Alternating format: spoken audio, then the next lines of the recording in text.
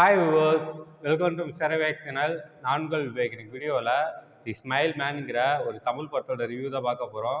அதுக்கு முன்னாடி சில சப்ஸ்கிரைப் இல்லையா, கீழே உள்ள இடத்துல சப்ஸ்கிரைப் பண்ணி பண்ணுங்க, கூடவே பெல் பட்டன் பண்ணுங்க.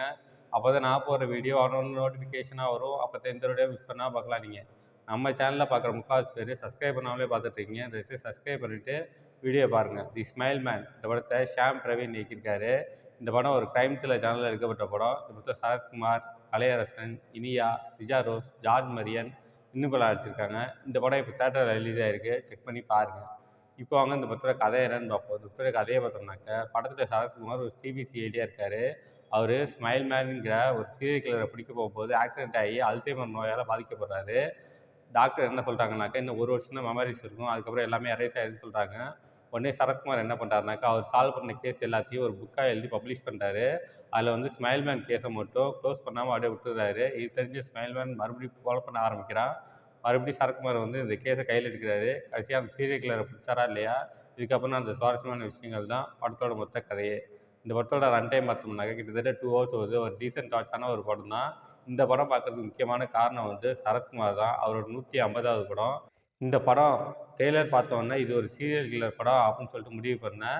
இதுக்கு முன்னாடி சரத்குமார் வந்து போர் தொழில்னு ஒரு சீரியல் கில்லர் படம் பண்ணியிருப்பாரு. ரொம்ப சூப்பராக இருக்கும், விறுவிறுப்பாக போகும். அடுத்து என்ன அடுத்து என்னன்னு சொல்லிட்டு அதே போல் இந்த படத்தையும் எடுத்திருக்காங்க. இந்த படமும் வந்து அடுத்து என்ன அடுத்த என்னன்னு போயிட்டுருக்கு. ஒரு ஒரு 1/2 hour ஒரு 40 minutes முன்னாடியே சீரியல் கில்லர் யாருன்னு ரிவீல் பண்ணிடுவாங்க. அதுக்கப்புறம் வந்து படம் வந்து கொஞ்சம் போர் அடிக்க ஆரம்பிச்சிருச்சு. அது மட்டும் இல்லாமல் ஃப்ளாஷ்பேக் சீன்லாம் வைக்க ஆரம்பிச்சிட்டாங்க. இந்த படத்தில் வந்து எப்படினாலும் சரத்குமார் வந்து சீரியல் கில்லரை பிடிச்சிருவாருன்னு எல்லாருக்குமே தெரிஞ்சு போச்சு. அந்த அடுத்து இந்த சீன் தானே ஈஸியாக பிரேக் பண்ணுற மாதிரி போச்சு. அந்த சீரியல் கில்லரை மட்டும் யாரும் ரிவீல் பண்ணாமல் கடைசியாக ரிவீல் பண்ணியிருந்தாங்கனாக்கா ரொம்ப நல்லா இருந்திருக்கும். பட் ஆனால் சீரியல் கில்லர் முன்னாடியே ரிவீல் பண்ணிட்டாங்க. அதெல்லாம் பார்க்கும்போது கொஞ்சம் போர் அடிக்க ஆரம்பிச்சிருச்சு. இந்த படத்தில் வந்து ஜார்ஜ் மரியன் ஆக்ட் பண்ணியிருந்தாலே ஒரு நல்ல கேரக்டர் தான் எடுத்து நடிப்பார். அதே போல் இந்த படத்துலையும் எடுத்திருக்காரு. சரத்குமார் ஹெல்ப் பண்ணுற மாதிரி ஆக்ட் பண்ணியிருப்பார்.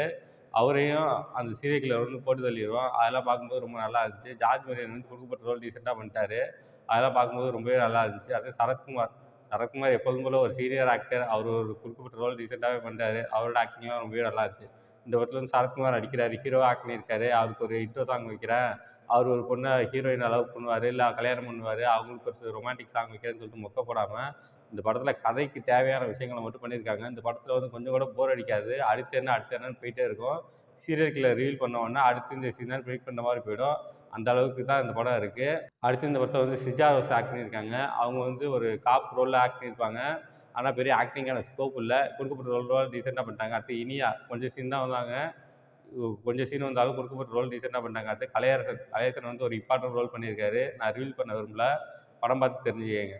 மொத்தத்தில் இந்த படம் பார்க்கலாமா வேணாமா அப்படின்னாக்க, இந்த படம் வந்து ஒரு பிலோ ஆவரேஜான படம். ஒரு தடவை பார்க்கலாம், தேட்டரில் போய் பார்க்கலாம், ஒன்றும் தப்பு இல்லை. இந்த படம் வந்து 2 hours வருது. First half slow, second half average. மொத்தத்தில் இந்த படம் எப்படி இருக்குன்னா, இது ஒரு பிலோ ஆவரேஜ் படம். இந்த படத்துக்கு நான் மார்க் 5க்கு 2.75 கொடுப்பேன்.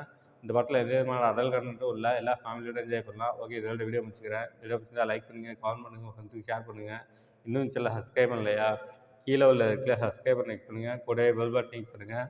அப்போ தான் நான் போகிற வீடியோ ஒன்று நோட்டிஃபிகேஷனாக வரும். அப்போ தான் இந்த வீடியோ மிஸ் பண்ணால் பார்க்கலாம். நீங்கள் கீழே டிஸ்கிரிப்ஷனில் சோஷியல் மீடியா லிங்க்ஸ்லாம் கொடுத்துருக்கேன். லைக் பண்ணுங்கள், கமெண்ட் பண்ணுங்கள், ஃபாலோ பண்ணுங்கள். தேங்க்ஸ் ஃபார் வாட்சிங்.